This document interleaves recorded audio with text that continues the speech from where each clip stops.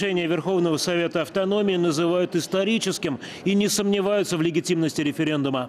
Право на самоопределение еще никто не отменял. Оно прописано во всех международных документах. Почему-то никто не заявил о том, что референдум по независимости Шотландии, который будет проходить в сентябре этого года, априори незаконный. А почему же народы Крыма лишают его законного права высказаться по своему самоопределению? Вот, знаете, вот эти двойные стандарты, референдум – это самая высшая форма волеизъявления всего населения, ни отдельных избирателей, ни отдельных групп.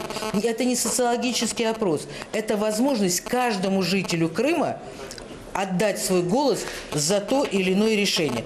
И кто вправе отменять волеизъявление народа? Мы не возражаем, конечно, ни против никаких наблюдателей, в первую очередь со стороны Российской Федерации, потому что они с первого момента кризиса они сопереживали нам, они находились в центре событий, они всегда помогали нам, и, честно говоря, нам больше и некому было помогать.